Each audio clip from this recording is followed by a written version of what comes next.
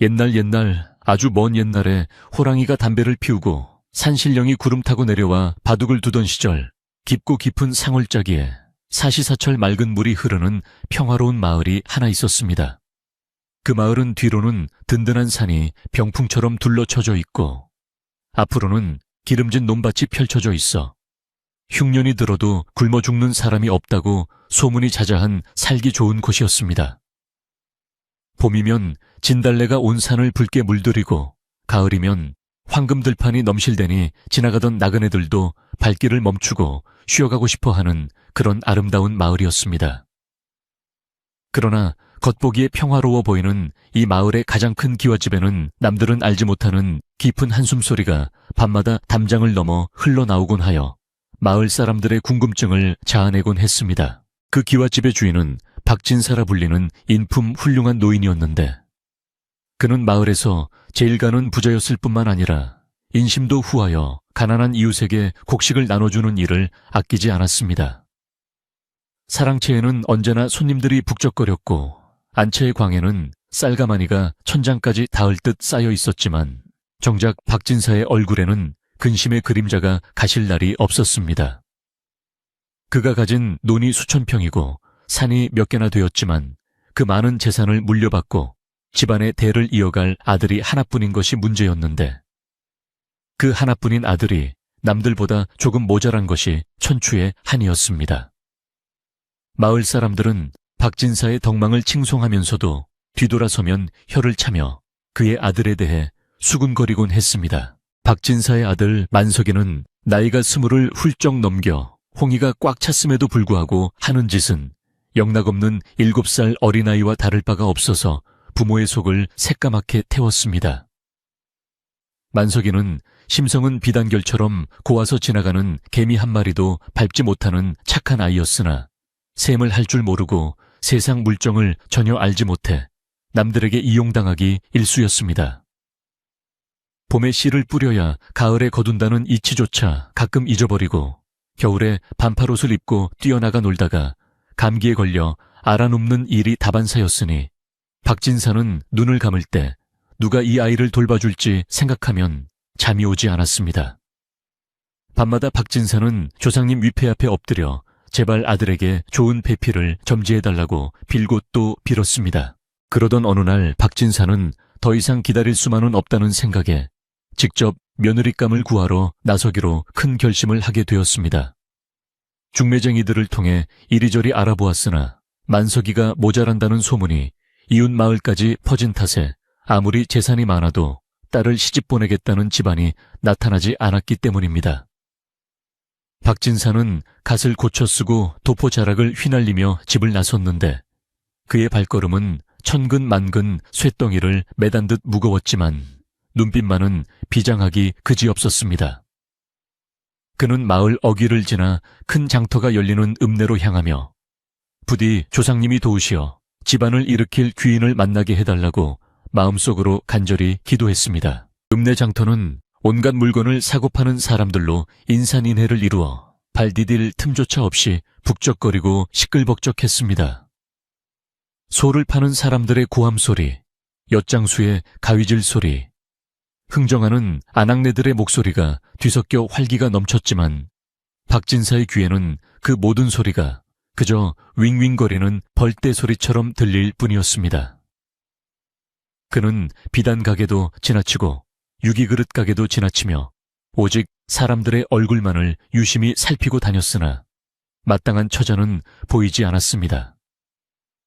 해가 중천에 떠올라 땀이 비오듯 쏟아질 무렵 박진사는 장터 구석진 곳, 사람들이 잘 다니지 않는 허름한 공터 쪽에 사람들이 모여 웅성거리는 것을 발견하고 그쪽으로 발걸음을 옮겼습니다. 그곳은 가난해서 가족을 부양할 수 없거나 빚에 팔려온 사람들이 새 주인을 기다리는 서글픈 장소였는데 그 무리 틈에 유독 사람들의 손가락질을 받으며 쭈그리고 앉아있는 한 처녀가 있었습니다.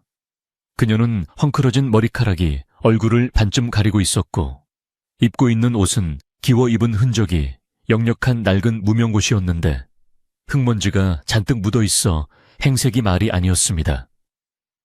사람들은 그녀를 보며 쯧쯧쯧 저런 모자란 것을 누가 데려가겠어? 라며 혀를 차거나 밥이나 축내지 않으면 다행이지 라고 비웃으며 지나갔습니다. 박진사는 호기심 반 동정심 반으로 사람들 틈을 파고들어 그 처녀의 앞까지 다가가게 되었습니다. 처녀의 앞에는 몸값 3냥이라고 적힌 꼬리표가 붙어 있었는데 이는 건강한 소 한 마리는커녕 강아지 한 마리 값도 안 되는 터무니없이 싼 가격이었습니다. 보통 사람이라면 거들떠보지도 않을 헐값이었지만 박진사는 이상하게도 그 처녀에게서 눈을 뗄 수가 없어 한참을 바라보았습니다. 처녀는 초점 없는 눈으로 허공을 응시하며 입을 해벌쭉 벌리고 있었고 가끔씩 파리가 날아들면 느릿느릿 손을 휘저어 쫓는 신용만 할 뿐 주변의 조롱에는 아무런 관심도 없어 보였습니다.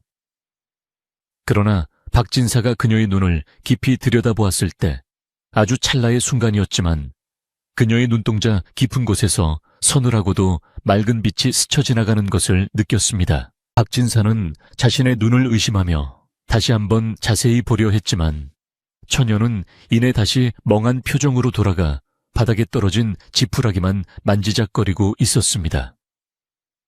하지만 박진사는 그 짧은 순간에 보았던 그 눈빛이 헛것이 아니라고 믿고 싶어졌고 어차피 똑똑한 며느리를 얻을 수 없다면 차라리 아들처럼 조금 모자라더라도 착하고 순박한 처자가 나을지도 모른다는 생각이 들었습니다. 그는 떨리는 손으로 품 안에서 엽전 주머니를 꺼내어 중개인에게 건네며 내 이 처자를 데려가겠네. 여기 3냥이요. 라고 단호하게 말했습니다. 중개인은 깜짝 놀라 눈을 동그랗게 뜨고 박진사를 쳐다보며 아이고, 진사 어른 아니십니까? 아니, 저런 멍청이를 데려가서 어디에 쓰시려고 그러십니까? 돈을 땅에 버리는 것과 같습니다요. 라고 만류하듯 물었습니다. 주변에 있던 구경꾼들도 박진사가 노망이 든 게 아니냐며 수군거렸지만 박진사는 아무런 대꾸도 하지 않고 묵묵히 처녀의 손을 잡아 일으켰습니다. 처녀는 박진사의 손길에 순순히 일어났으나 여전히 아무런 표정도 짓지 않은 채 그저 낡은 집신을 끌며 박진사의 뒤를 따를 뿐이었습니다. 그렇게 박진사는 장터 사람들의 비웃음과 호기심 어린 시선을 뒤로하고 3냥짜리 며느리를 데리고 집으로 향하는 길에 올랐습니다. 마을로 돌아오는 길은 갈 때보다 훨씬 더 길고 험하게 느껴졌는데 그것은 옆에서 걷는 처녀가 자꾸만 딴청을 피우거나 길가에 핀 꽃을 멍하니 쳐다보느라 걸음이 늦어졌기 때문입니다. 박진사는 속이 타들어가는 것 같았지만 겉으로는 내색하지 않고 아가 해가 지기 전에 집에 가야 맛있는 저녁을 먹지 않겠느냐 라며 어린아이 달래듯 처녀를 재촉했습니다.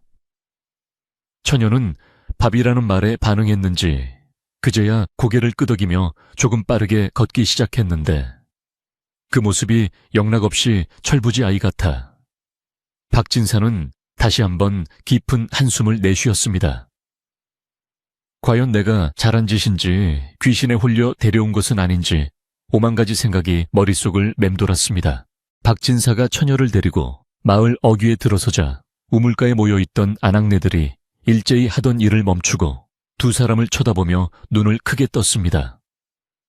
삽시간에 소문은 발 없는 말이 되어 마을 전체로 퍼져나갔고 박진사 댁에 3냥짜리 며느리가 들어왔대. 거짓골을 한 바보라던데 하는 이야기가 집집마다 돌았습니다. 박진사는 애써 사람들의 시선을 외면하고 대문을 들어섰고 마당에서 흙장난을 하고 있던 아들 만석이가 낯선 여자를 보자마자 해맑게 웃으며 달려나왔습니다. 만석이는 처녀의 행색이 남루하건 말건 개의치 않고 아버지, 이 누나는 누구예요? 나랑 놀아줄 사람이에요. 라고 물으며 처녀의 소매를 잡고 흔들었습니다. 처녀는 만석이의 그런 행동에도 놀라거나 싫어하는 기색 없이 그저 만석이를 물끄러미 바라보다가 씩 한번 웃어 보였는데 그 웃음이 너무나 해맑아 마치 남매가 상봉한 것 같은 착각이 들 정도였습니다. 박진사는 그 모습을 보며 가슴 한구석이 찡해오는 것을 느꼈고 그래, 둘이 서로 의지하며 살면 그것으로 족하다라고 스스로를 위로했습니다. 집안 하인들은 주인이 데려온 며느리의 꼴을 보고 경악을 금치 못했으나 주인의 엄한 표정에 눌려 감히 불평을 늘어놓지는 못하고 서둘러 처녀를 씻기고 갈아입힐 옷을 준비하러 분주하게 움직였습니다. 목욕을 시키고 깨끗한 무명옷으로 갈아입혀 놓으니 처녀의 인물은 생각보다 훨씬 더 훤하고 고와서 하인들도 깜짝 놀랄 지경이었습니다. 때가 꼬질꼬질할 때는 몰랐으나 뽀얀 피부에 오목조목한 이목구비가 드러나자 웬만한 양반집 규수 못지않은 자태가 엿보였기 때문입니다. 그러나 그 고운 얼굴로 하는 행동은 여전히 엉뚱하기 짝이 없었는데 방에 들어가라고 하면 부엌으로 들어가 솥뚜껑을 열어보고 마루에 앉으라고 하면 마당 한가운데 쭈그리고 앉아 개미떼를 구경하는 시기였습니다. 박진사의 처는 며느리의 그런 모습을 보고 기가 막혀 말을 잇지 못하고 뒷목을 잡고 쓰러질 뻔했습니다. 첫날 밤 온 가족이 모여 저녁상을 받았는데 새 며느리 연희는 밥상이 들어오자마자 체면도 차리지 않고 숟가락을 들어 밥을 고봉으로 퍼서 입안 가득 밀어 넣었습니다. 볼이 터지도록 밥을 씹는 모습은 복스럽다기보다는 며칠 굶은 사람처럼 보였고 반찬 국물이 옷에 튀어도 아랑곳하지 않고 먹는 데만 열중했습니다. 시어머니가 혀를 차며 얘야 천천히 좀 먹거라. 체하겠다 라고 말해도 연희는 들은 체만 체하며 국그릇을 들고 벌컥벌컥 마셔버렸습니다. 만석이는 그런 연희의 모습이 재미있는지 옆에서 덩달아 밥을 크게 떠서 먹으며 키득거렸고 밥상머리는 순식간에 난장판이 되어버렸습니다. 그날 이후로 박진사 댁에는 하루도 조용할 날이 없이 우당탕거리는 소리가 끊이지 않았습니다. 연희는 아침 일찍 일어나 마당을 쓴다며 빗자루를 들고 나갔는데 먼지를 밖으로 쓸어내는 것이 아니라 오히려 마당 안쪽으로 모으는 신용을 하며 빙빙 돌기만 했습니다. 하인들이 아기씨 빗자루질은 그렇게 하는 게 아닙니다요 라고 가르쳐주려 하면 연희는 멍한 눈으로 하인을 쳐다보며 복 들어와라 복 들어와라 하고 중얼거리며 계속해서 먼지를 안으로 쓸어 모았습니다. 그 기이한 행동을 본 하인들은 아이고 3냥짜리라더니 정말 바보가 맞나봐 라고 수군거리며 고개를 절레절레 흔들었습니다. 어느 날은 연희가 장독대에 올라가 뚜껑을 죄다 열어놓고 하늘을 향해 두 팔을 벌리고 서 있는 모습이 목격되었습니다.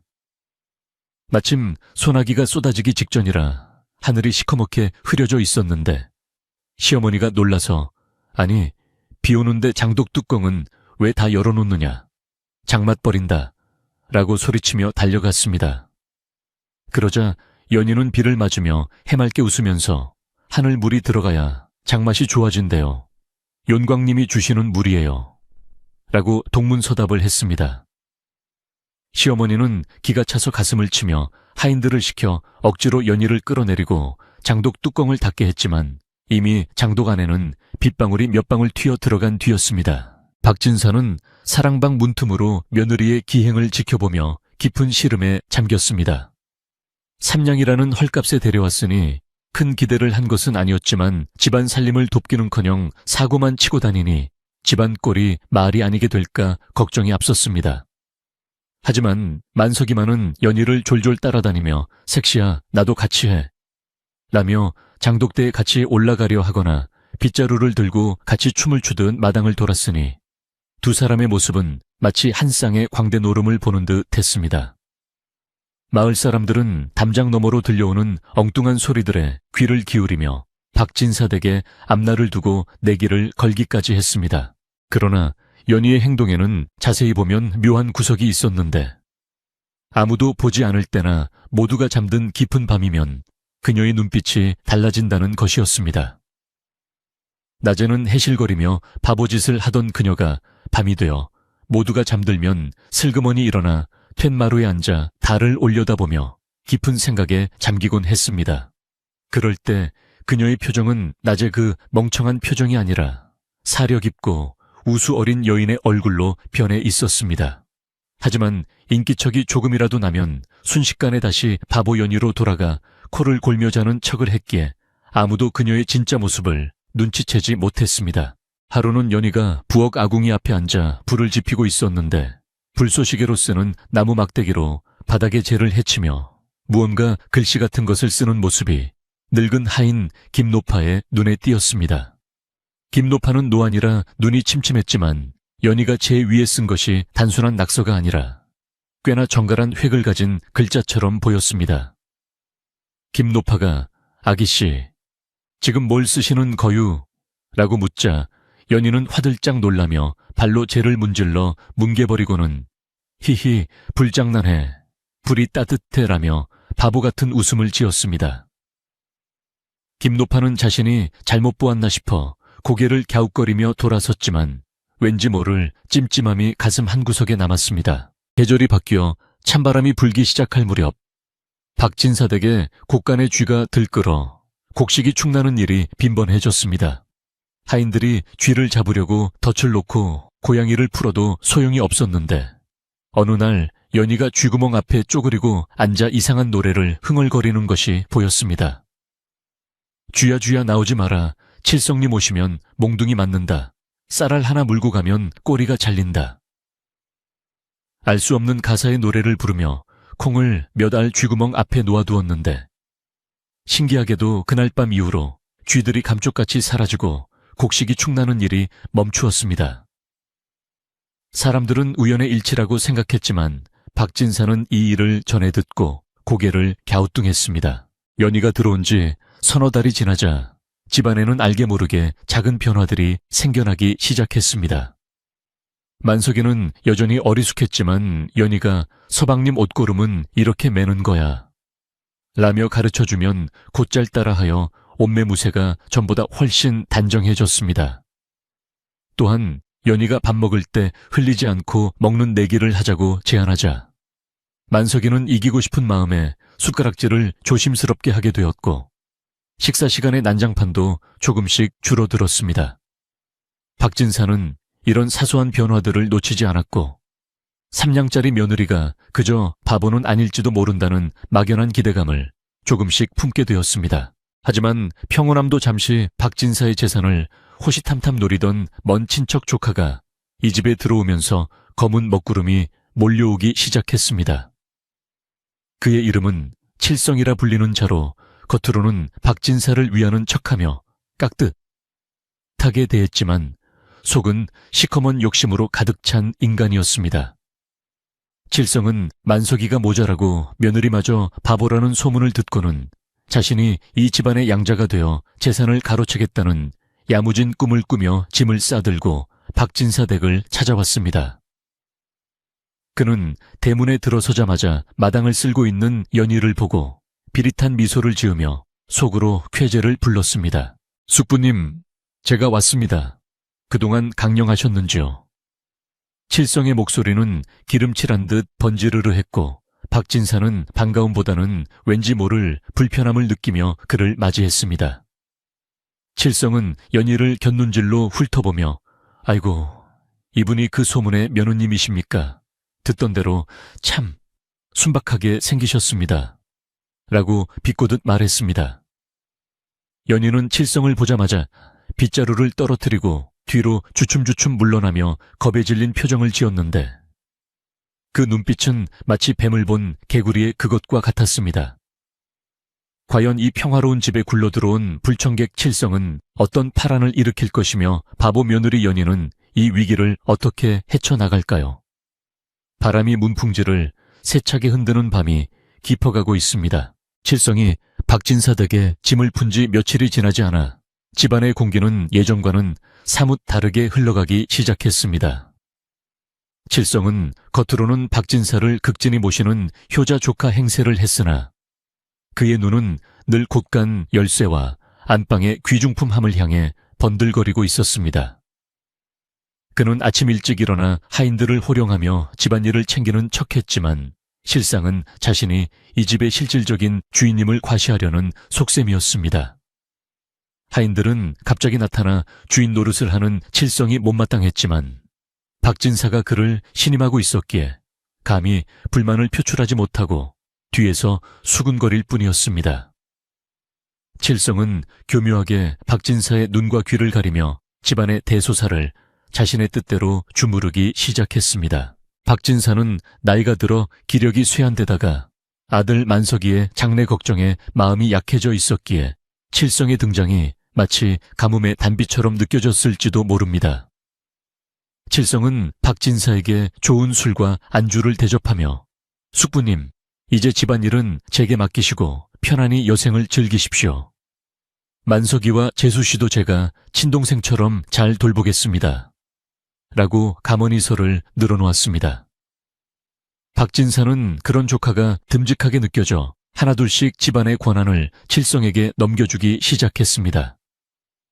사랑채에는 칠성을 찾아오는 낯선 건달들이 드나들기 시작했고 밤늦도록 술판이 벌어지는 날이 많아지면서 박진사 댁의 점잖던 가풍은 서서히 흐트러지고 있었습니다. 칠성은 만석이를 대할 때면 사람들이 볼 때는 다정하게 말을 걸었지만 박진사가 보지 않는 곳에서는 만석이를 무시하고 구박하기 일쑤였습니다. 이 모자란 놈아, 네가 이 많은 재산을 감당할 수 있을 것 같으냐. 쥐뿔도 모르는 게 밥만 축내고 있구나. 라며 만석이의 머리를 쥐어박거나 발길질을 하는 일도 서슴지 않았습니다.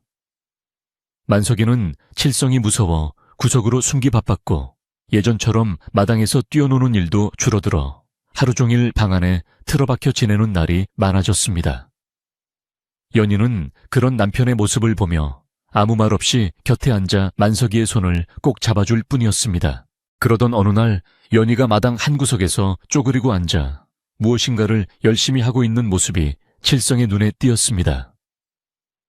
칠성은 저 바보가 또 무슨 짓을 꾸미나 싶어 다가가 보았는데 연희는 썩은 호박을 으깨어 진흙과 섞고 있었습니다. 칠성이 코를 막으며 에잉 더러워라. 재수씨, 도대체 거기서 뭘 하고 있는 거요? 냄새나게 라고 소리를 질렀습니다. 그러자 연희는 해맑게 웃으며 숙부님 드릴 떡 만들어요. 맛있는 떡이에요. 라며 진흙덩어리를 칠성에게 내밀었습니다. 칠성은 기겁하며 뒷걸음질 치다가 그만 발이 꼬여 뒤로 벌러덩 자빠지고 말았는데 하필이면 그 자리가 며칠 전 개가 똥을 싸놓은 자리였습니다. 칠성은 값비싼 도포의 개똥이 묻자 불같이 화를 내며 벌떡 일어났습니다. 이 미친 여자가 어디서 행패야 재수가 없으려니 별꼴을 다 보겠네. 라며 손을 들어 연희를 때리려 했습니다.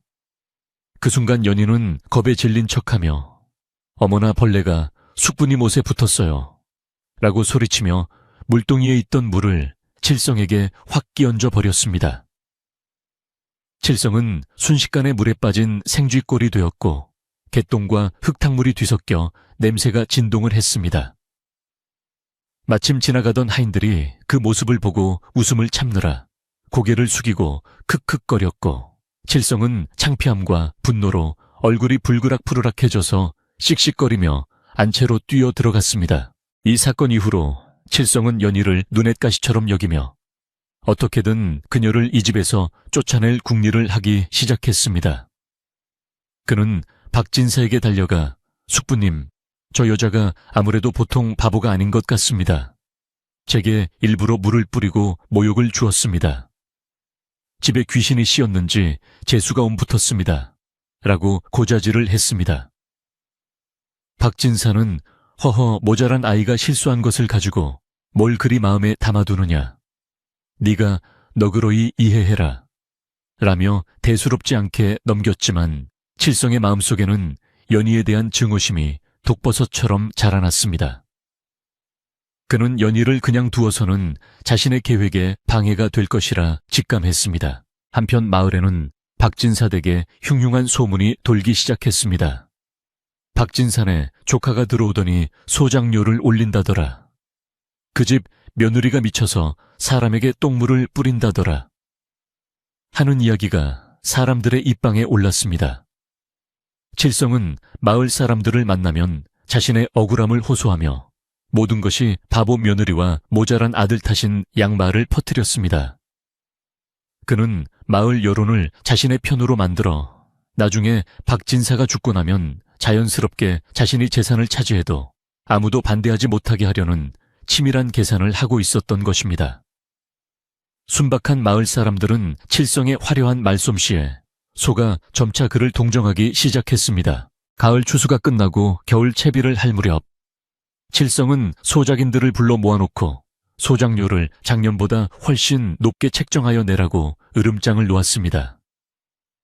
소작인들이 올해는 가뭄이 들어 수확도 좋지 않은데 너무하십니다. 라고 사정했지만 칠성은 눈 하나 깜짝하지 않고 싫으면 당장 땅을 내놓고 나가라 고 소리쳤습니다. 마당 한쪽에서 멍하니 하늘을 보고 있던 연희는 소작인들의 탄식 소리를 하나도 빠짐없이 듣고 있었습니다. 그녀의 눈은 초점이 없는 듯 했지만 귀는 그들의 억울한 사연을 낱낱이 주워 담고 있었고 쥐고 있던 치맛자락을 꽉 움켜쥐는 모습은 아무도 보지 못했습니다. 그날 밤 칠성은 사랑채에서 장부를 정리하며 혼자 희죽거리고 있었습니다. 소작료를 올려받은 차액을 몰래 빼돌려 자신의 주머니를 채울 생각에 기분이 좋았던 것입니다. 그는 붓을 들어 장부에 숫자를 조작해 놓고는 만족스러운 듯 술잔을 기울였습니다. 그때 창호지 문 밖으로 희미한 그림자 하나가 어른거리는 것을 느꼈습니다. 누구냐? 라고 소리치며 문을 열었지만 밖에는 찬바람만 쌩하고 불뿐 아무도 없었습니다. 칠성은 헛것을 보았나 싶어 다시 자리에 앉았지만 등골이 오싹해지는 기분을 떨칠 수가 없었습니다. 그는 문을 걸어 잠그고 이불을 뒤집었었지만 잠이 쉽게 오지 않았습니다. 사실 그 그림자의 주인은 연희였습니다.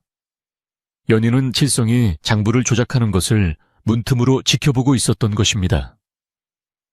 그녀는 칠성이 잠들기를 기다렸다가 다시 살금살금 부엌으로 돌아왔습니다. 부엌에는 다 타버린 재가 아궁이 앞에 쌓여 있었는데 연희는 그 재 위에 나뭇가지로 무언가를 계산하듯 쓱쓱 적어 내려갔습니다. 복잡한 숫자와 셈법들이 순식간에 바닥을 채웠고 그녀는 잠시 생각에 잠긴 듯 턱을 괴고 숫자를 바라보았습니다. 그것은 칠성이 빼돌리려는 금액과 정확히 일치하는 숫자였습니다.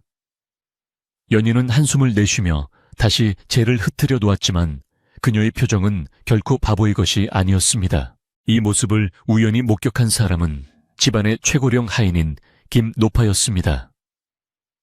김노파는 밤중에 목이 말라 물을 마시러 나왔다가 부엌에서 흘러나오는 미세한 달빛 아래 앉아있는 연희를 보았습니다.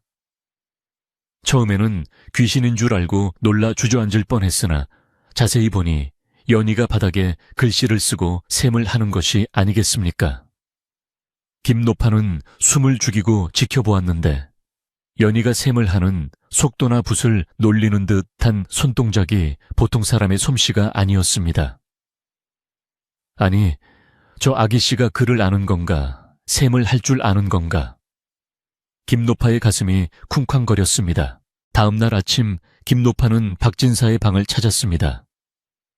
그녀는 오랫동안 이 집안을 지켜온 충직한 하인이었기에 주인을 위하는 마음에 밤사이 본 것을 말씀드려야겠다고 생각했습니다. 대감마님, 드릴 말씀이 있습니다. 박진사는 곤방대를 물고 김노파를 맞이했습니다. 무슨 일이냐 아침부터. 김노파는 주위를 살피며 목소리를 낮추었습니다. 조카님도 조카님이지만 며느리 아기씨를 좀 더 눈여겨보셔야 할 것 같습니다요. 박진사는 의아한 표정으로 물었습니다. 새아가 그 아이가 또 무슨 사고라도 쳤느냐. 김노파는 고개를 저으며 조심스럽게 입을 열었습니다. 아니옵니다. 사고가 아니라 밤중에 부엌에서 셈을 하는 것을 보았습니다. 그 솜씨가 예사롭지 않았습니다요. 그리고 칠성 도련님이 오신 뒤로 집안 꼴이 말이 아닌데 아기씨가 칠성 도련님을 골탕 먹이는 것도 어찌 보면 다 뜻이 있어서 그러는 것 같기도 하고. 박진사는 김노파의 말에 껄껄 웃으며 손사래를 쳤습니다. 에이, 이 사람아. 자네가 노망이 든 게야 그 아이가 셈을 하다니 내 이름 석자도 못 읽는 아인데. 칠성이가 미워서 자네가 헛것을 본 게지. 박진사는 믿으려 하지 않았습니다. 그러나 김노파는 물러서지 않았습니다. 마님, 제 눈은 아직 멀쩡합니다. 칠성 도련님은 겉과 속이 다른 분입니다. 곡간에 곡식이 비는 것도 그렇고 소작인들의 원성도 자자합니다. 부디 집안 단속을 잘 하셔야 합니다. 김노파의 간곡한 말에 박진사의 웃음기가 사라졌습니다. 그도 사실 칠성이 들어온 후 뭔가 석연치 않은 점들을 느끼고 있었기 때문입니다. 박진사는 깊은 생각에 잠겨 곰방대를 탁탁 털었습니다. 알겠네. 내 주의해서 살펴보지. 김노파는 인사를 하고 물러나왔지만 박진사의 마음속에는 작은 의심의 씨앗이 싹트기 시작했습니다. 며칠 후 칠성은 더욱 대담한 계획을 실행에 옮기려 했습니다. 그는 박진사가 애지중지하는 대대로 내려오는 귀한 갑오인 청화백자 옥병을 훔쳐 내다 팔고 그 죄를 연희에게 뒤집어 씌울 작정이었습니다. 그 옥병은 값으로 따질 수 없는 보물로 박진사의 안방장롱 깊숙한 곳에 보관되어 있었습니다. 칠성은 박진사가 외출한 틈을 타 안방에 몰래 들어갔습니다. 그는 떨리는 손으로 장롱문을 열고 옥병을 꺼내어 품속에 갈무리했습니다. 그리고는 미리 준비해둔 깨진 사기그릇 조각들을 장롱 앞에 어지럽게 널어놓았습니다. 마치 누군가 들어와 뒤지다가 깬 것처럼 꾸미기 위해서였습니다. 그때 등 뒤에서 숙부님, 거기서 뭐 하세요? 라는 목소리가 들려왔습니다. 칠성은 소스라치게 놀라 뒤를 돌아보았는데 문턱에 연희가 서서 멍하니 그를 쳐다보고 있었습니다. 칠성은 간이 떨어지는 줄 알았지만 곧바로 표정을 바꾸고 소리를 질렀습니다. 이 인연, 네가 감히 시아버님 방에 들어오다니 네가 훔치러 들어온 개냐. 그는 적반하장으로 연희를 도둑으로 몰아쓰려 했습니다. 하지만 연희는 칠성의 품 불룩한 곳을 빤히 쳐다보며 숙부님, 배가 불룩해요. 아기가 들었어요. 라고 엉뚱한 소리를 했습니다. 칠성은 식은땀을 흘리며 시끄럽다, 썩 꺼지지 못해.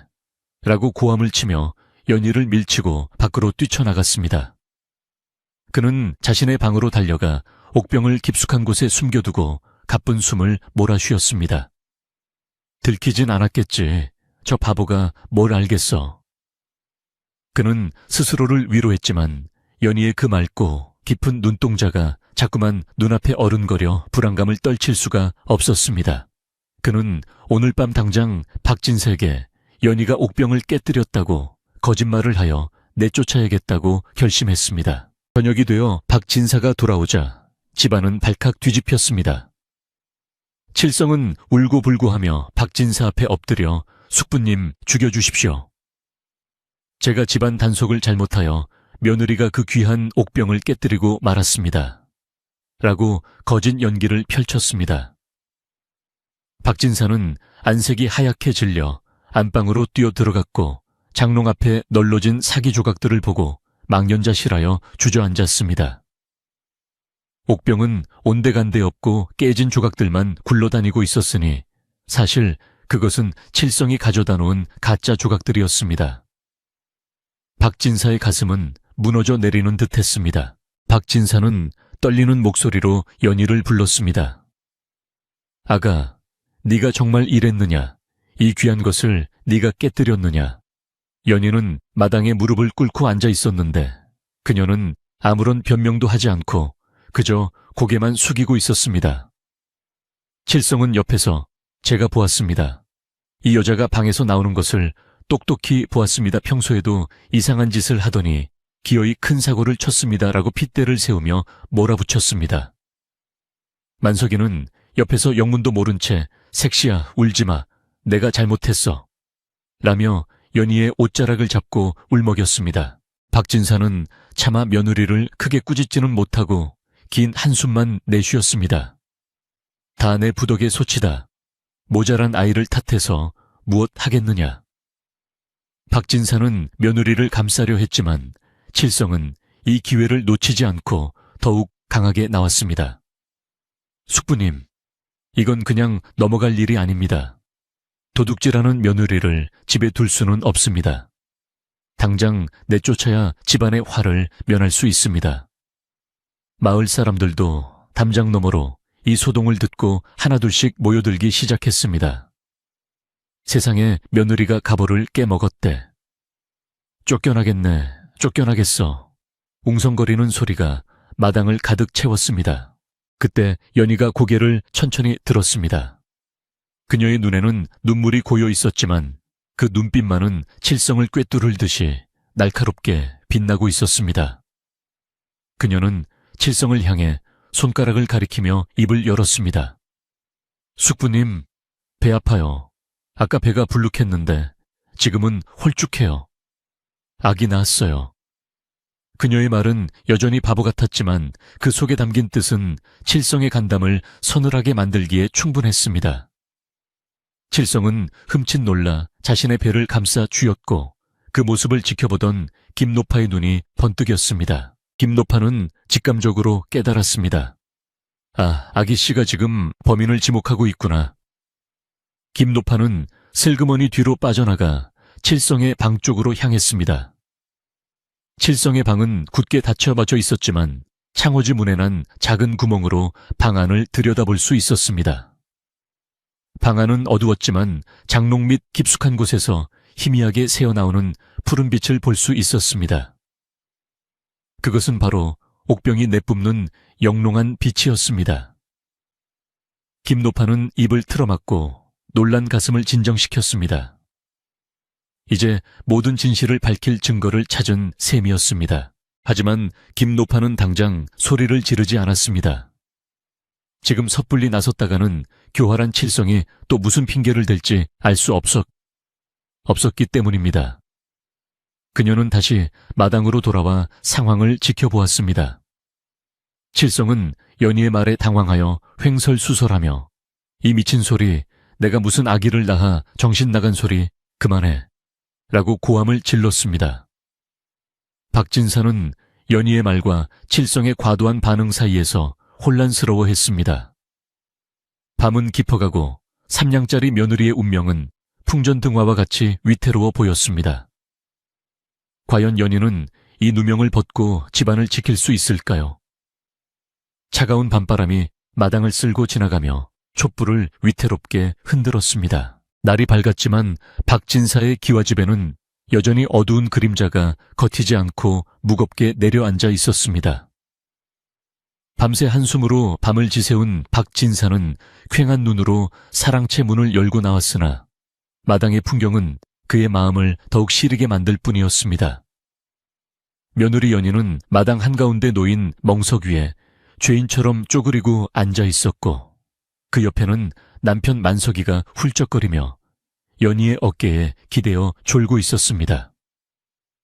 칠성은 아침부터 하인들을 다그치며 부서진 사기 그릇, 조각들을 다시 한번 모아놓고 마치 대단한 범죄 현장을 보존하려는 듯 부산을 떨고 있었는데 그 모습이 오히려 지나쳐 보여보는 이의 눈살을 찌푸리게 했습니다. 칠성은 박진사가 나오자마자 기다렸다는 듯 달려가 과장된 몸짓으로 억울함을 호소하기 시작했습니다.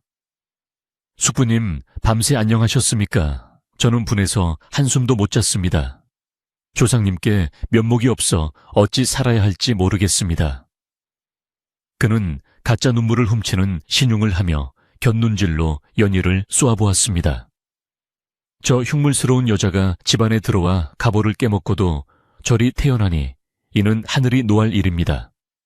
당장 관에에 고발하여 곤장을 치고 내쫓아야 마땅합니다. 칠성의 목소리는 담장을 넘어갈 듯 높았고 이는 일부러 동네방네 소문을 내어 박진사가 딴맘을 먹지 못하게 하려는 속셈이었습니다. 하지만 박진사는 칠성의 말에 곧바로 대꾸하지 않고 묵묵히 며느리 연희를 바라보았습니다.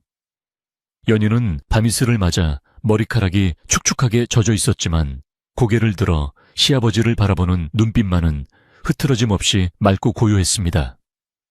보통의 아녀자라면 억울하다고 울부짖거나 살려달라고 애원했을 터인데 연희는 마치 이 모든 소동이 자신과는 상관없는 일인 양 혹은 이미 결말을 알고 있는 사람처럼 차분했습니다.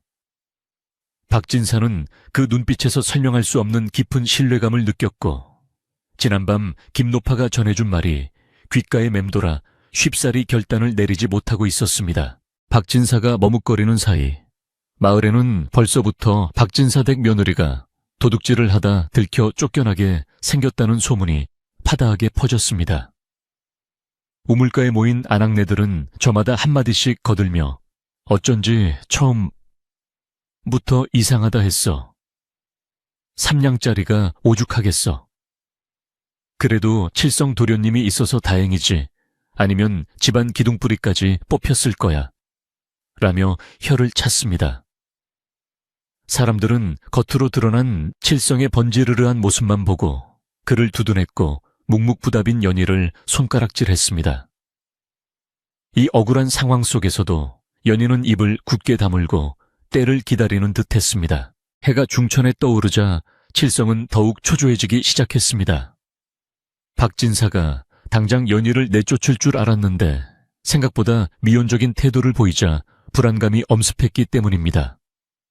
게다가 그가 훔친 옥병은 아직 그의 방 장롱 깊숙한 곳에 숨겨져 있었는데 이것을 빨리 처분하여 돈으로 바꾸지 않으면 언제 들통날지 모르는 일이었습니다. 칠성은 슬그머니 집을 빠져나가 읍내 장무라비에게 옥병을 넘길 계획을 세웠습니다. 숙부님, 제가 잠시 읍내에 다녀오겠습니다. 이 일을 수습하려면 관아의 형방 날이께 미리 말씀을 드려야 할 것 같습니다. 그는 그럴듯한 핑계를 대며 대문을 나서려 했습니다. 바로 그때 마당 구석에 앉아있던 연희가 벌떡 일어나더니 대문 앞을 가로막고 섰습니다. 그러고는 양팔을 벌려 대문 기둥을 잡고는 엉뚱한 노래를 부르기 시작했습니다. 문지기 문지기 문 열어라. 열쇠가 없으면 못 연다. 도둑고양이 못 나간다. 쥐 잡아먹은 고양이 배가 불룩하네. 연희는 칠성의 눈을 똑바로 쳐다보며 노래를 불렀는데 그 가사가 마치 칠성의 속을 훤히 들여다보는 듯하여 칠성은 소스라치게 놀랐습니다.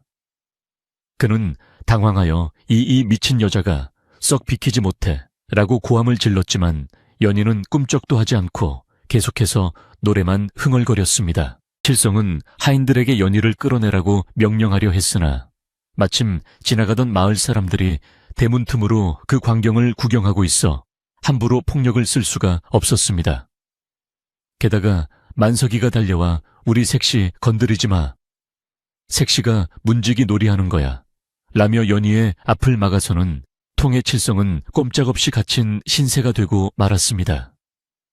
품속에 옥병을 숨겨둔 칠성으로서는 몸싸움이라도 벌어졌다가 옥병이 들키거나 깨질까봐 전전긍긍할 수밖에 없었습니다. 결국 칠성은 에이 재수없이 없어. 나중에 다시 가야겠군. 이라며 침을 뱉고 다시 자신의 방으로 돌아갈 수밖에 없었습니다. 연희의 바보놀이가 칠성의 발목을 잡은 것입니다. 방으로 돌아온 칠성은 분을 사귀지 못하고 방바닥을 치며 씩씩거렸습니다. 옥병을 처분해야 마음이 놓일 텐데 저 바보 같은 년이 대문을 지키고 있으니 나갈 수가 없었습니다. 그는 창문을 조금 열고 밖을 동태를 살폈는데 연희는 여전히 대문 앞에서 빗자루를 들고 보초를 서듯 서성거리고 있었습니다. 칠성은 연희가 정말 바보인지 아니면 귀신이 들린 것인지 헷갈리기 시작했습니다. 설마 전현이 알고 있는 건가 아니야. 그럴 리 없어. 그저 우연일 거야. 그는 애써 불안한 마음을 다잡으며 옥병을 꺼내어 다시 한번 확인하고는 아무도 찾지 못하게 이불 솜속에 깊이 파묻어 숨겼습니다. 한편 부엌에서는 김노파가 점심상을 차리며 깊은 생각에 잠겨 있었습니다. 그녀는 어젯밤 칠성의 방에서 새어나오던 푸른 빛을 똑똑히 보았고 오늘 아침 연희가 칠성을 가로막는 모습까지 보고 나니 모든 퍼즐이 맞춰지는 듯 했습니다. 김노파는 밥을 푸던 주걱을 내려놓고 결심을 굳힌 듯 박진사의 방으로 향했습니다. 지금이야말로 주인어른께 확실한 믿음을 드려야 할 때라고 판단했기 때문입니다. 박진사는 방 안에서 곤방대만 태우며 깊은 시름에 잠겨 있었는데 김노파가 들어와 큰 절을 올리자 의아한 표정으로 그녀를 바라보았습니다. 대감마님, 소인 죽을 죄를 지을 각오를 하고 다시 한번 말씀드립니다. 김노파의 목소리는 떨렸지만 단호했습니다. 어젯밤 칠성도련님 방에서 본 것은 분명 옥병의 빛이었습니다. 그리고 오늘 아침 아기씨가 부른 노래를 곰곰이 생각해 보십시오. 도둑고양이 배가 불룩하다는 말이 예사로 들리지 않습니다. 아기씨는 모든 것을 알고 계십니다. 다만 칠성도련님이 해코지할까봐 바보인 척하며 때를 기다리시는 겁니다. 박진사는 곤방대를 내려놓고 몸을 앞으로 숙였습니다. 그게 정말이냐? 네가 옥병을 직접 본 것은 아니지 않느냐? 김노파는 고개를 조아리며 대답했습니다. 직접 보지는 못했습니다만 이 집안에서 40년을 살았습니다. 청화백자의 빛깔을 제가 모를 리 없습니다. 그리고 아기씨가 들어오신 후로 곳간의 쥐가 사라지고 망가진 살림들이 밤사이에 고쳐진 것을 마님도 아시지 않습니까? 부디 아기씨를 믿어주십시오.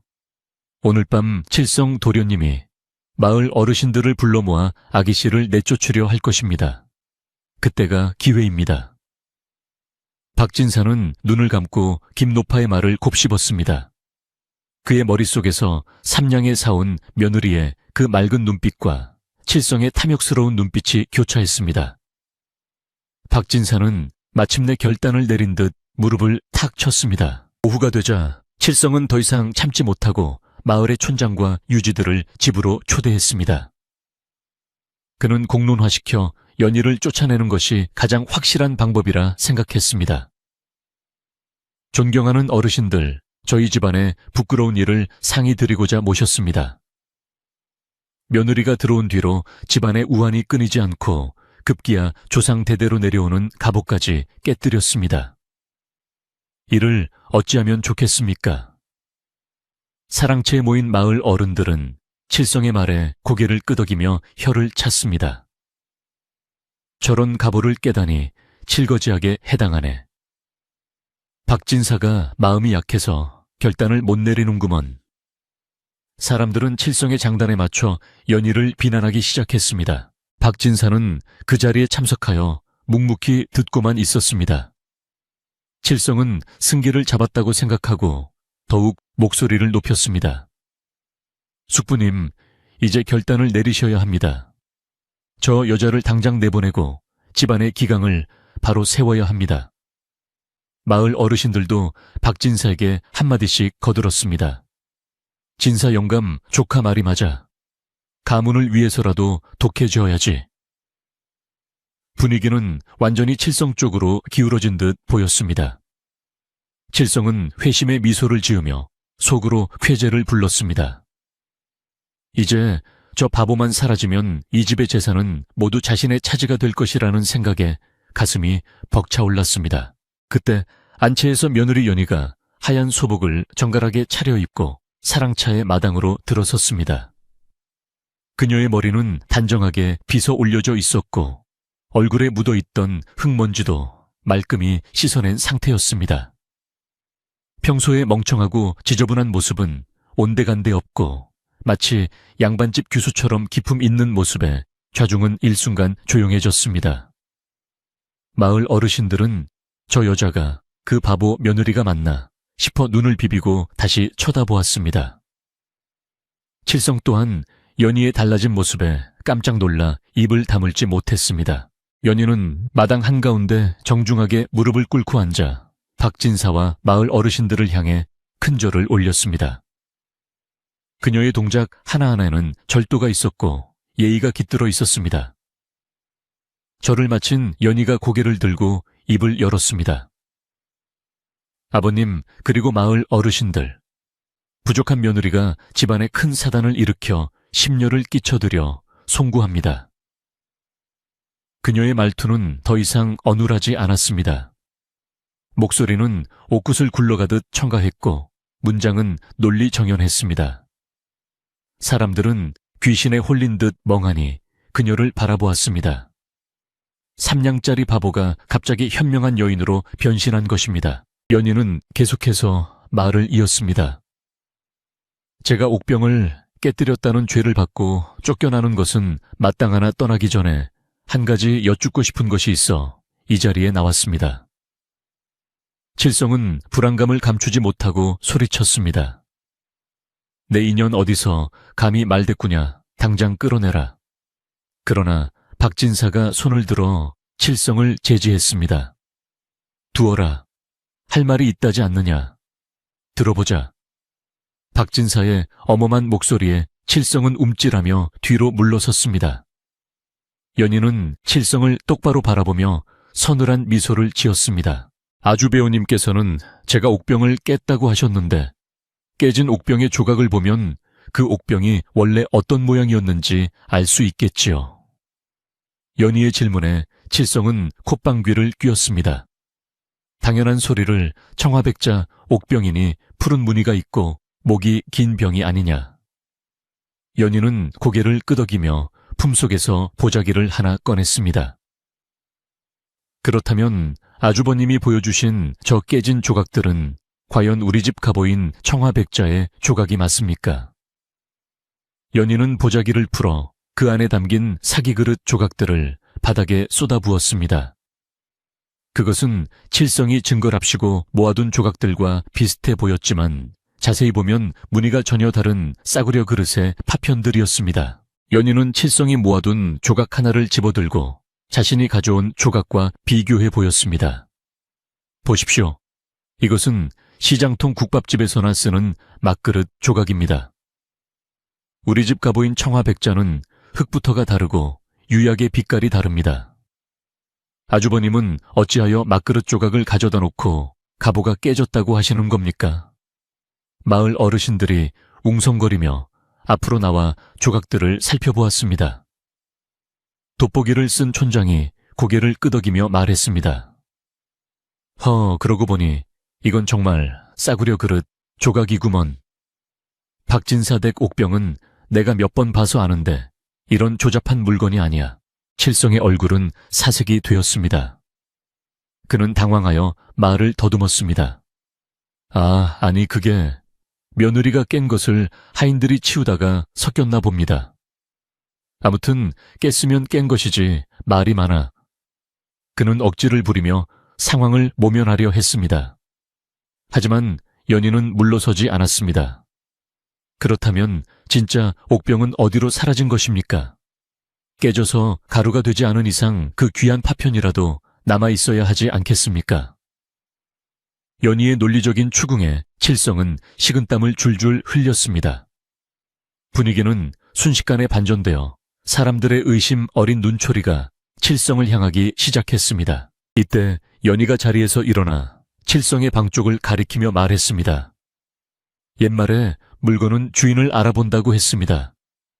옥병이 정말 깨졌다면 그 영혼이라도 이 집에 남아있을 것이고 누군가 훔쳐갔다면 그 사람 곁에서 울고 있을 것입니다.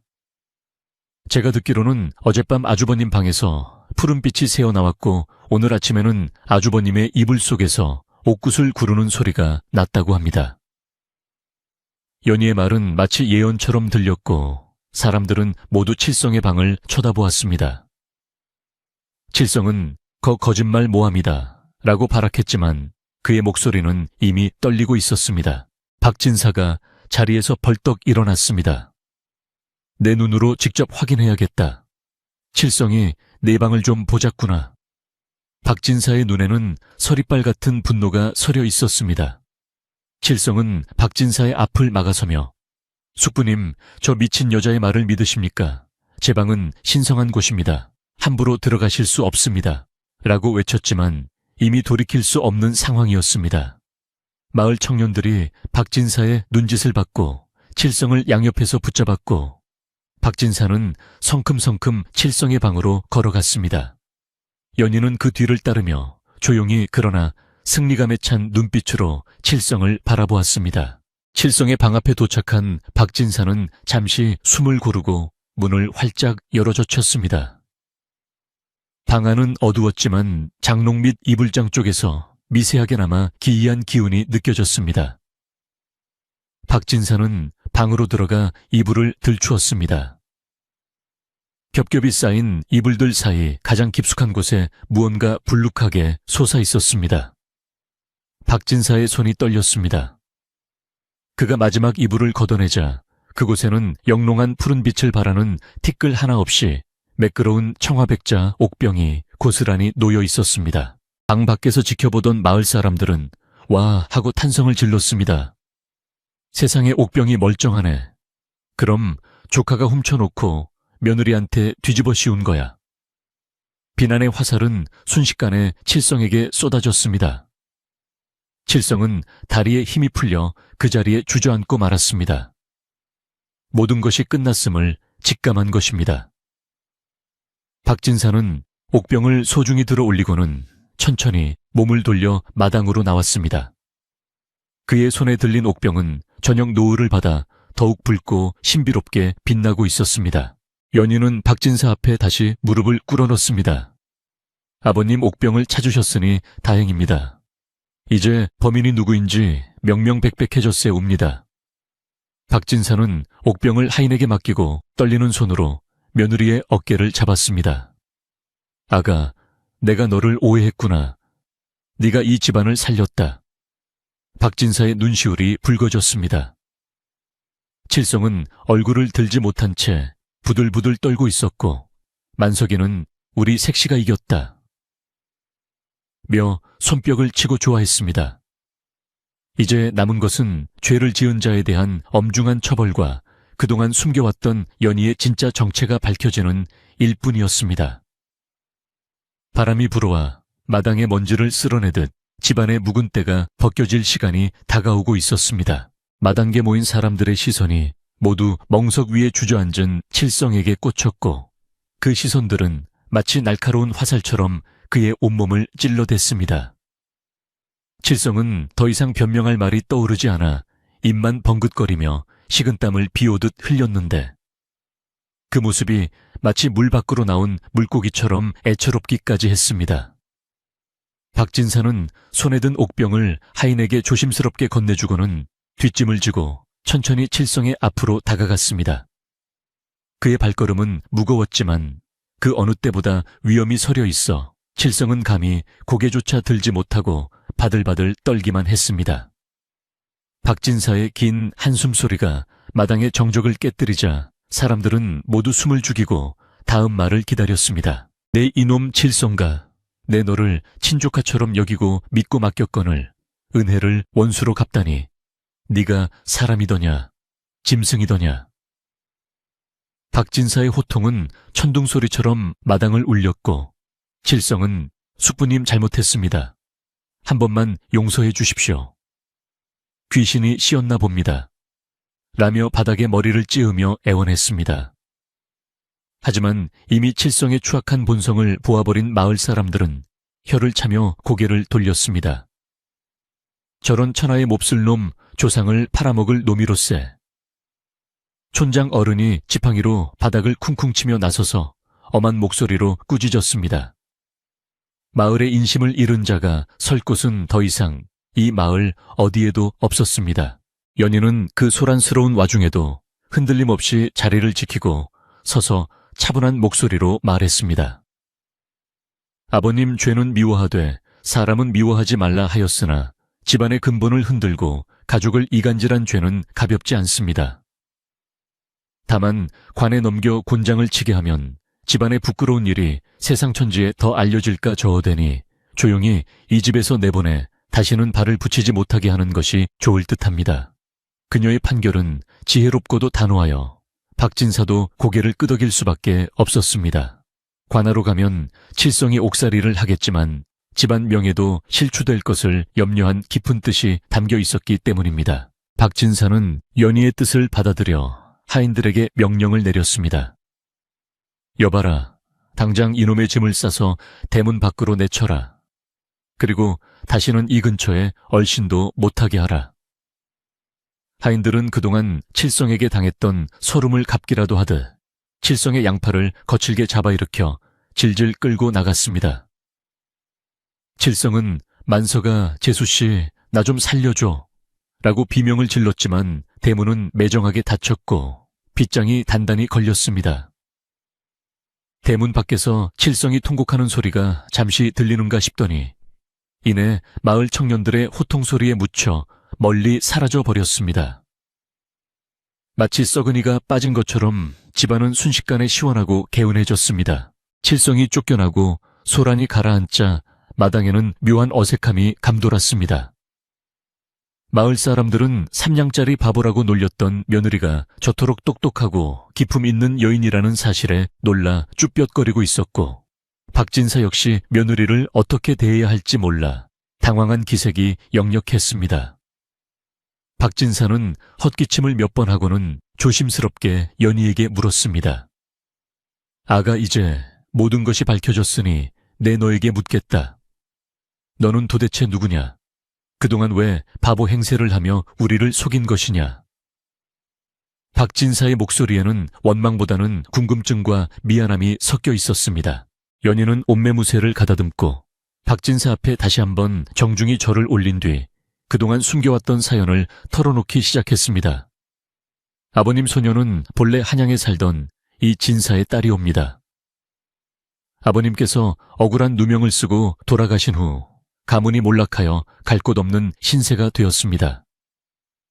저는 신분을 숨기고 목숨을 부지하기 위해 스스로 노비가 되어 장터로 흘러들게 되었습니다. 그녀의 목소리는 담담했지만 그 속에 담긴 세월의 풍파가 느껴져 듣는 이들의 가슴을 먹먹하게 만들었습니다. 마을 아낙네들은 옷고름으로 눈물을 훔치며 그녀의 기구한 운명을 동정했습니다. 제가 바보 흉내를 낸 것은 세상의 험한 시선으로부터 저 자신을 지키기 위함이었습니다. 똑똑한 척 나서보았자 천한 신분으로 팔려가는 처지에 화만 입을 것이 뻔했기에 차라리 바보가 되어 사람들의 관심 밖에서 조용히 살고자 했습니다. 연희는 잠시 숨을 고르고 말을 이었습니다. 그러다 장터에서 아버님을 뵈었습니다. 3냥이라는 헐값에 저를 사시면서도 저를 하대하지 않으시고 따뜻한 눈빛으로 바라보시는 것을 보고 이분이라면 내 평생을 의탁해도 되겠다고 결심했습니다. 하지만 집에 들어와 보니 서방님은 순진하시고 아버님은 마음이 여리시어 제가 섣불리 나서기보다는 집안의 내막을 살피는 것이 먼저라 생각했습니다. 박진사는 연희의 깊은 속내를 듣고 감동하여 눈물을 흘렸습니다. 아이고, 내가 그런 귀한 사람을 몰라보고 3냥에 사왔다며 구박했으니 이 죄를 어찌 갚는단 말이냐. 박진사는 며느리의 손을 잡고 흐느꼈습니다. 연희는 시아버지의 손을 따뜻하게 감싸 쥐며 미소 지었습니다. 아버님, 그런 말씀 마십시오. 아버님이 저를 거두어주지 않으셨다면 저는 어딘가에서 굶어 죽었거나 험한 꼴을 당했을 것입니다. 저에게는 아버님이 생명의 은인이십니다. 두 사람의 아름다운 화해를 지켜보던 마을 사람들도 박진사가 복을 받았네, 복을 받았어 라며 박수를 쳤습니다. 그때 구석에서 훌쩍거리던 만석이가 슬금슬금 연희에게 다가왔습니다. 그는 연희의 달라진 모습이 낯설고 무서운지 눈치를 살피며 물었습니다. 색시야, 이제 바보 아니야. 나랑 안 놀아줄 거야. 나 버리고 갈 거야. 만석이의 순수한 질문에 장내는 잠시 숙연해졌습니다. 연희가 너무 똑똑해졌으니 모자란 남편을 버릴지도 모른다는 걱정이 사람들 마음속에도 있었기 때문입니다. 연희는 만석이를 향해 예전처럼, 아니 예전보다 더 다정한 눈빛으로 바라보며 부드럽게 말했습니다. 서방님, 제가 바보가 아니라고 해서 서방님 색시가 아닌 것은 아니에요. 저는 평생 서방님 곁에서 맛있는 것도 해드리고 재미있는 이야기도 해드릴 거예요. 연희의 대답을 들은 만석이는 그제야 안심이 되었는지 활짝 웃으며 연희의 품에 와락 안겼습니다. 와, 우리 색시 최고다. 나 색시랑 평생 살 거야. 만석이의 천진난만한 외침에 긴장되었던 분위기가 일순간에 녹아내렸고 사람들의 입가에는 흐뭇한 미소가 번졌습니다. 연희는 남편의 등을 토닥이며 앞으로 이 순박한 남자를 지키고 가르쳐서 훌륭한 가장으로 만들겠다고 마음속으로 다짐했습니다. 비록 남들보다 조금 느리고 서툴지라도 그 착한 심성만큼은 세상 그 무엇보다 귀한 보석임을 그녀는 알고 있었기 때문입니다. 모든 오해가 풀리고 평화가 찾아오자 연희는 지체 없이 집안 정리에 들어갔습니다. 그녀는 더 이상 빗자루를 거꾸로 든 바보가 아니었습니다. 김노파님, 부엌에 가서 팥죽을 쑤어 주십시오. 오늘 마을 분들과 함께 나누어 먹으며 애군을 쫓아야겠습니다. 그리고 마당쇠는 창고를 열어 칠성 아주버님이 어지러운 짐들을 싹 치우고 소금을 뿌려 부정함을 씻어내세요. 연희의 지시는 물 흐르듯 자연스럽고 명확하여 하인들은 예 아기씨 하고 힘차게 대답하며 일사불란하게 움직였습니다. 집안에는 다시 활기가 돌기 시작했습니다. 마을 사람들도 그냥 돌아가지 않고 팔을 걷어붙이고 나섰습니다. 아낙네들은 부엌으로 들어가 김노파를 도와 새알심을 빚었고 장정들은 마당에 멍석을 깔고 상을 차릴 준비를 했습니다. 박진산의 경산 안내, 며느리가 들어와서 집안이 살았어. 사람들은 팥죽 끓는 냄새와 함께 이야기꽃을 피웠습니다. 연희는 안방으로 들어가 박진색의 장부책과 곡간 열쇠를 넘겨받았습니다. 아버님, 그동안 칠성 아주버님이 엉망으로 만든 장부를 제가 다시 정리하겠습니다. 그리고 소작인들의 억울한 사정도 살펴 바로잡겠습니다. 박진사는 오냐 이제 집안 살림은 다 내 것이다. 내 마음대로 하거라. 라며 전폭적인 신뢰를 보냈습니다. 연희는 사랑차에 대청마루에 앉아 붓을 들고 장부를 펼쳤습니다. 그녀의 손끝에서 먹물이 춤을 추듯 글씨가 써 내려가졌고 복잡하게 꼬여있던 숫자들은 금세 제자리를 찾았습니다. 그녀는 칠성이 횡령한 금액을 정확히 계산해내고 부당하게 올려받은 소장료는 내년 농사에서 감해주도록 기록했습니다. 옆에서 지켜보던 만석이는 색시아 글씨가 그림 같아. 나도 가르쳐줘 라며 신기해했고 연희는 그럼요. 내일부터 저랑 같이 글 공부도 하고 셈 공부도 해요. 라며 남편에게 붙잡는 법을 다정하게 가르쳐 주었습니다. 저녁 무렵이 되자 마당에는 커다란 가마솥에서 팥죽이 보글보글 끓고 고소한 냄새가 진동을 했습니다. 마을 사람들은 둥그렇게 모여 앉아 뜨끈한 팥죽을 나누어 먹으며 웃음꽃을 피웠습니다. 아이고, 3냥짜리 며느리가 해주는 팥죽이라 그런지 더 꿀맛이네 그려. 촌장 어른의 농담에 모두가 하하하 하고 웃음을 터뜨렸습니다. 박진사는 오랜만에 마음 편하게 막걸리 한 잔을 들이켜며 며느리와 아들이 나란히 앉아있는 모습을 흐뭇하게 바라보았습니다.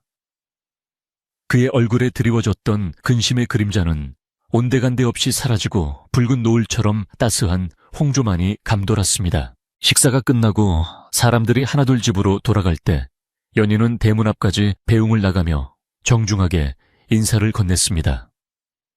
누추한 저희 집에 와주셔서 감사합니다. 앞으로 부족한 점이 있으면 많이 가르쳐 주십시오. 그녀의 겸손한 태도에 마을 사람들은 별 말씀을, 우리가 오해해서 미안해요. 앞으로 잘 지내봅시다. 라며 덕담을 건네고 돌아갔습니다.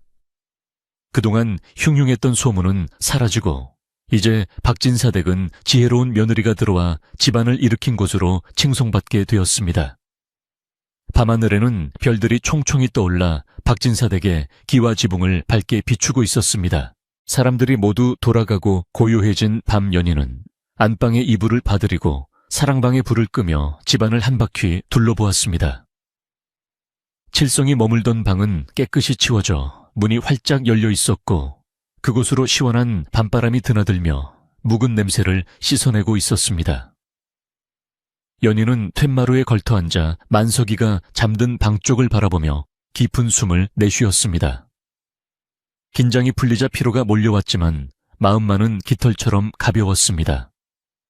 이제 더 이상 숨길 것도 두려워할 것도 없는 진짜 자신의 삶이 시작된 것입니다. 그때 뒤에서 인기척이 들려 돌아보니 김노파가 따뜻한 꿀물 한 그릇을 들고 서 있었습니다.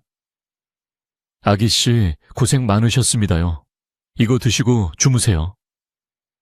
김노파의 눈가에는 주름진 미소가 가득했습니다. 연희는 꿀물을 받아 마시며 고마움을 표시했습니다. 할머니 덕분이에요.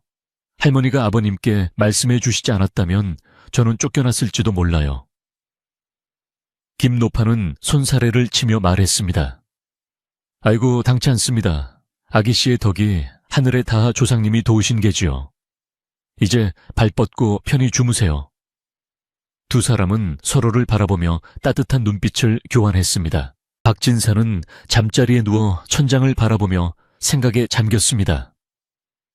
삼냥이라는 돈은 엽전 몇 잎에 불과했지만 그것으로 얻은 며느리는 천냥 만냥을 줘도 살 수 없는 보배였습니다. 그는 조상님 위패가 모셔진 쪽을 향해 마음속으로 절을 올렸습니다. 조상님 감사합니다. 이 못난 자손을 굽어 살피시어 귀한 며느리를 보내주셨군요. 이제 죽어도 여한이 없습니다. 박진사의 코는 어느새 골기 시작했고 그의 꿈속에는 황금 들판이 끝없이 펼쳐지고 있었습니다. 연희도 방으로 돌아와 잠든 만석이 옆에 조용히 몸을 뉘었습니다. 만석이는 꿈속에서 팥죽을 먹고 있는지 입을 오물거리며 웃고 있었습니다. 연희는 남편의 헝클어진 머리카락을 쓸어 넘겨주며 속삭였습니다. 서방님, 내일은 오늘보다 더 좋은 날이 될 거예요. 창호지 문 너머로 달빛이 은은하게 스며들어 방안을 환하게 비추었고 두 사람의 그림자는 벽에 하나로 겹쳐져 평온하게 흔들렸습니다. 긴 하루가 지나고 박진사 댁에는 진정한 평화가 깃들기 시작했습니다.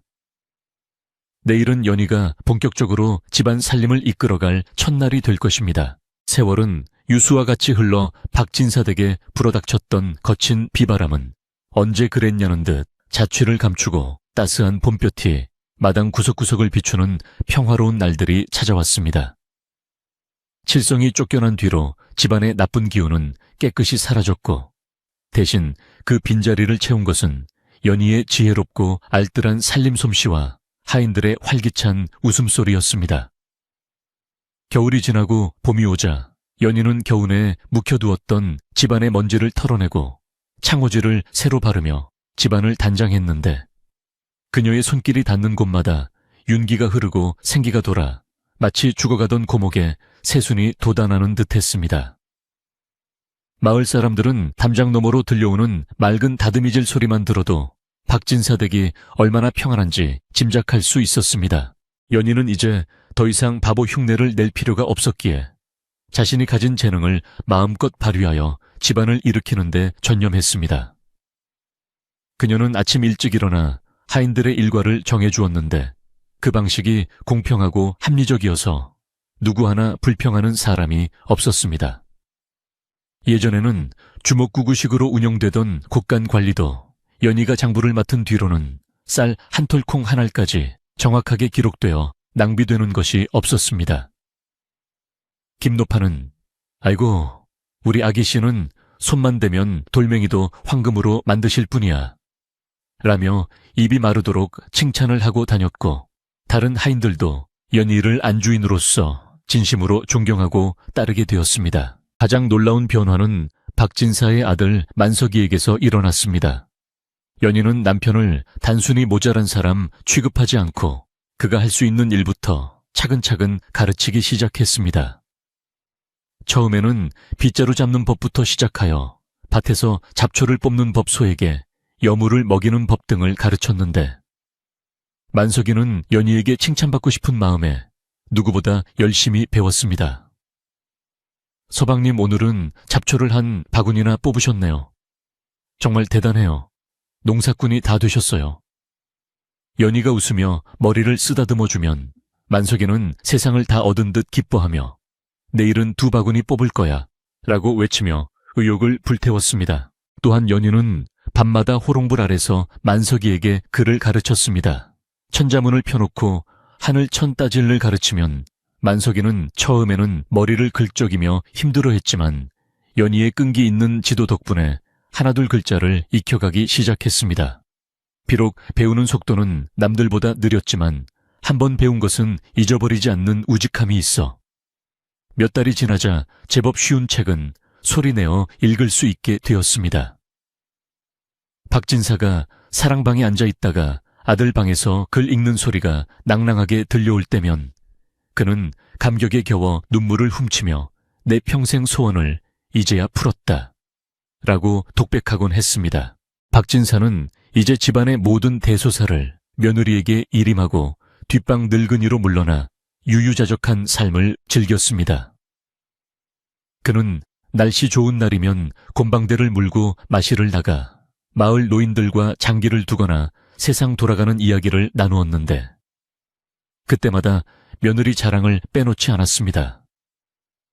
자네들 삼냥이 얼마나 큰 돈인지 아나 나는 그 삼냥으로 천하를 얻었네 천하를. 박진사의 너스레의 친구들은 부러움 섞인 야유를 보냈지만 속으로는 모두 박진사의 안목과 며느리의 덕망을 인정하고 있었습니다.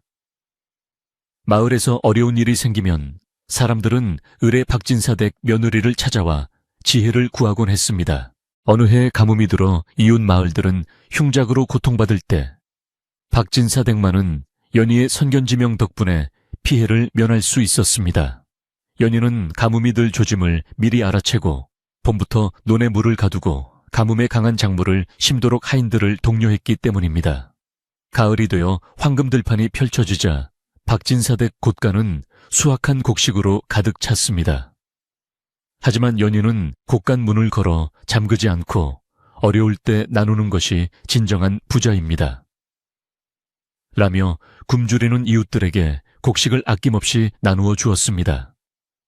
박진사 또한 며느리의 뜻에 동참하여 마을 잔치를 열어 사람들을 위로하니 박진사 댁의 명성은 읍내를 넘어 고을 전체에 퍼지게 있었습니다. 계절이 몇 번 바뀌고 다시 겨울이 찾아왔습니다. 온 세상이 하얀 눈으로 뒤덮인 어느 깊은 밤 박진사 댁 안방 아랫목에는 온 가족이 오순도순 모여 앉아 있었습니다.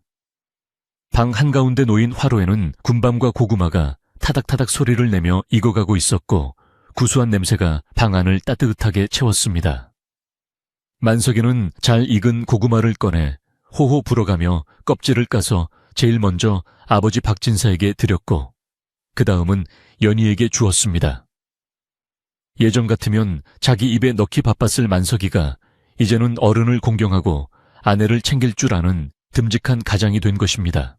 박진사는 뜨끈한 고구마를 한 입 베어 물며 흐뭇한 미소를 지었습니다. 창밖에는 한방눈이 펑펑 쏟아져 내리고 있었지만 방 안은 훈훈한 온기로 가득했습니다. 박진사가 연희를 바라보며 옛날 이야기를 꺼냈습니다. 아가 기억나느냐? 내가 장터에서 너를 처음 봤을 때 말이다. 그때 네가 어찌나 꾀죄죄하고 멍해 보였는지 사람들이 다 나더러 미쳤다고 했었지. 박진사의 말에 연희는 수줍게 웃으며 대답했습니다. 네 아버님, 저도 기억납니다. 그때 아버님이 제 손을 잡아주지 않으셨다면 저는 지금쯤 찬 눈밭을 헤매고 있었을지도 모릅니다. 연희의 말에 만석이가 끼어들었습니다. 아버지 나는 색시가 처음에 왔을 때도 좋았고 지금도 좋아. 색시는 나한테 제일 좋은 친구고 선생님이야. 만석이의 순박한 고백에 박진사와 연희는 마주보며 웃음을 터뜨렸습니다. 연희는 남편의 손을 꼭 잡으며 말했습니다. 저도 서방님이 계셔서 참 좋습니다. 서방님은 세상에서 제일 착하고 따뜻한 분이세요. 두 사람의 모습을 지켜보던 박진사는 문득 생각난 듯 무릎을 쳤습니다. 참 그 삼냥 말이다. 내 인생에서 쓴 돈 중에 가장 값진 돈이었어. 황소 100마리를 준다 해도 너와는 안 바꾼다. 밤이 깊어지자 이야긴 소리는 잦아들고 화로의 불씨도 사그라들기 시작했습니다. 창호지 문 밖으로 들려오는 바람소리는 마치 자장가처럼 들렸고 눈 쌓인 마당은 달빛을 받아 은은하게 빛나고 있었습니다. 연희는 자리에서 일어나 이불을 펴며 잠자리를 준비했습니다. 그녀는 이불을 펴면서 문득 자신의 배를 살며시 어루만졌습니다. 아직 아무에게도 말하지 않았지만 그녀의 뱃속에는 새로운 생명이 자라고 있었습니다. 봄이 오면 이 집안에 아이 울음소리가 울려 퍼질 것이고 박진사는 손자를 안고 기뻐할 것입니다. 연희는 그 행복한 미래를 상상하며 입가에 미소를 머금었습니다. 아버님, 이제 그만 주무시지요. 밤이 많이 깊었습니다. 연희의 말에 박진사는 기지개를 켜며 자리에 누웠습니다. 그래. 오늘 밤은 왠지 꿈자리도 좋을 것 같구나. 너희들도 푹 자거라. 만석이도 하품을 크게 하며 연희의 옆에 누웠습니다. 색시야, 내일은 눈사람 만들자. 내가 아주 크게 만들어줄게. 만석이는 아이처럼 중얼거리다가 금세 코를 골며 깊은 잠에 빠져들었습니다. 연희는 남편의 이불을 덮어주고 방 안의 호롱불을 입으로 불어 껐습니다. 방 안은 어둠에 잠겼지만 창문으로 스며드는 눈빛 때문에 완전히 캄캄하지는 않았습니다. 어둠 속에서 연희는 지난 날들을 되돌아보았습니다. 몰락한 양반가의 딸로 태어나 노비로 전락하고 바보 행세를 하며 숨죽여 살았던 고단했던 세월들. 하지만 그 모든 시련은 이 따뜻한 가족을 만나기 위한 과정이었던 것 같습니다. 삼양에 팔려온 바보 며느리는 이제 한 집안의 든든한 기둥이 되었고 누구보다 사랑받는 아내이자 며느리가 되었습니다. 그녀는 마음속으로 돌아가신 친정 부모님께 감사의 기도를 올렸습니다. 아버지, 어머니, 저 이제 행복합니다. 걱정 말고 편히 쉬세요. 이곳에서 이 사람들과 오래오래 잘 살겠습니다. 박진사 댁의 지붕 위로 소복이 눈이 쌓여갑니다. 세상의 모든 소음과 걱정을 덮어버리듯 하얀 눈은 밤새도록 조용히 내릴 것입니다. 마을 사람들도 모두 잠든 이 깊은 밤, 박진사 댁 담장 안에는 평온함과 사랑만이 가득 차 있습니다. 삼양에 사온 며느리가 가져다준 복은 단순히 재물이 아니라 서로를 믿고 아껴주는 가족의 정이었습니다. 착한 사람은 복을 받고 진실한 마음은 언젠가 통한다는 옛말이 틀리지 않았음을 보여주며 이 아름다운 이야기는 여기서 끝을 맺습니다. 여러분, 오늘 하루도 고생 많으셨습니다. 박진사 댁의 따뜻한 아랫목처럼 여러분의 잠자리도 포근하고 편안하기를 바랍니다. 창밖에는 바람이 불지 몰라도 이불 속은 언제나 안전하고 따뜻합니다. 머릿속을 맴돌던 걱정거리들은 저 마당에 쌓인 눈 속에 파묻어 버리고 이제는 꿈나라로 떠날 시간입니다. 칠성이 쫓겨나고 평화를 찾은 그 집처럼 여러분의 마음에도 평화가 깃들기를 기원합니다. 옛날, 아주 먼 옛날, 상월마을 작은 기와집에서 피어난 3냥짜리 며느리의 지혜와 사랑 이야기는 밤바람을 타고 멀리 퍼져나가 오늘날 우리에게까지 전해졌습니다. 내일 아침 눈을 뜨면 하얗게 변한 세상처럼 맑고 깨끗한 하루가 여러분을 기다리고 있을 것입니다. 그러니 지금은 모든 것을 내려놓고 깊은 잠에 드십시오. 달님도 구름 이불을 덮고 잠이 드는 시간입니다.